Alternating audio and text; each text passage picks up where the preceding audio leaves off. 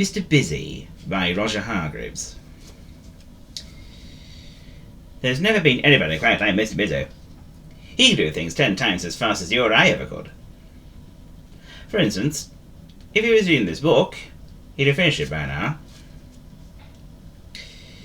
He lived in a very busy-looking house, which he built himself, as you can see. It had lots of doors and windows. Do you know what it was called? Weekend Cottage! You know why? Because that's how long it took him to build it.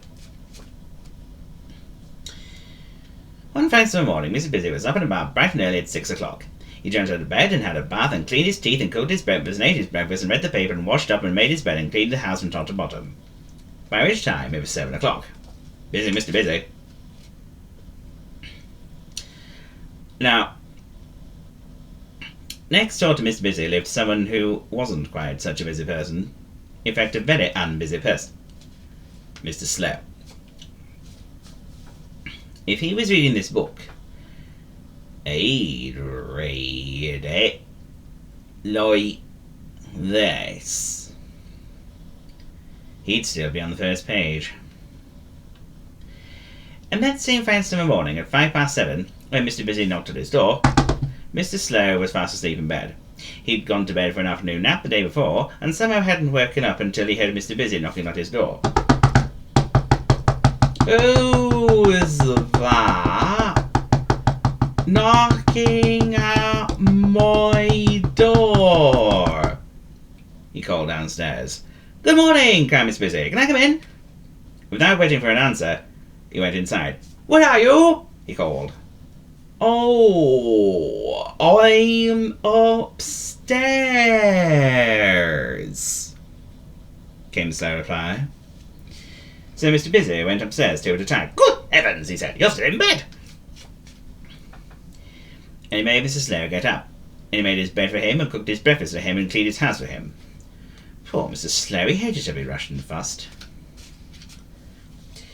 Right, said Mr. Busy briskly. It's fine day. Let's go for the picnic. Mr. Slow pulled a face. Oh, I don't like picnics, he complained. Nonsense, replied Mr. Busy, and busied himself around Mrs. Slow's kitchen, making up a picnic for the two of them. It took him a minute and a half. Right, he cried when he finished. Off we go!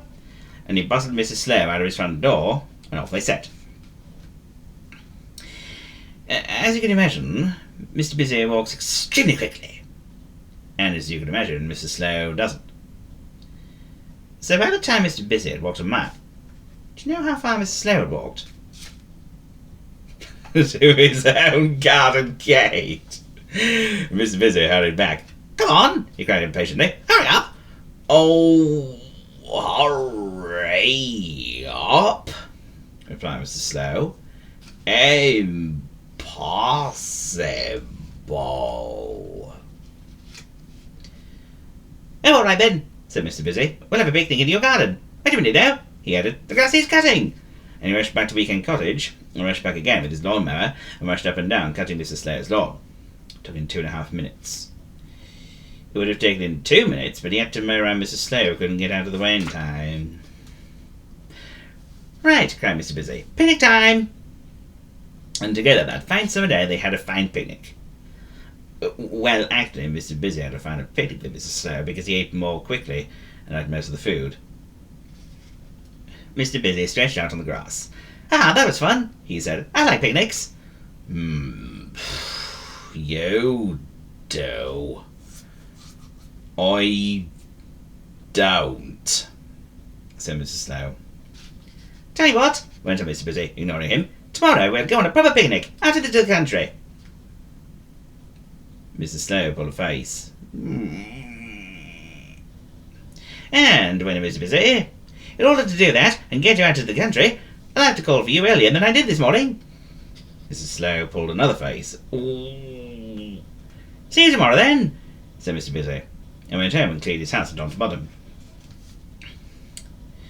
The following morning, Mr. Busy jumped out of bed at 5 o'clock and had a bath and cleaned his teeth and cooked his breakfast and ate his breakfast and read the paper and washed up and made his bed and cleaned the house from top to bottom.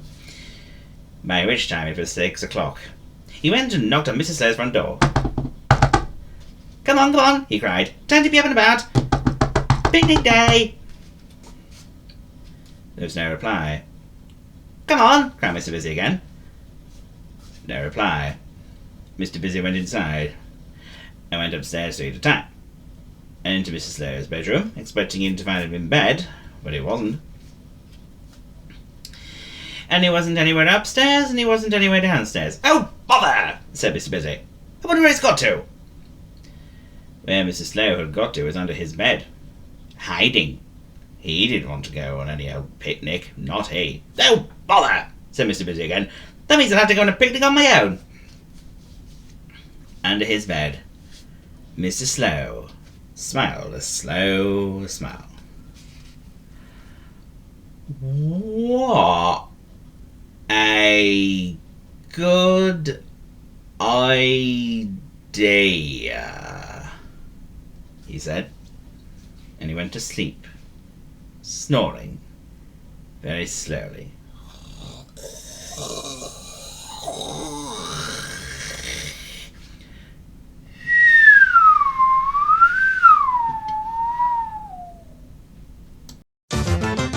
Mr.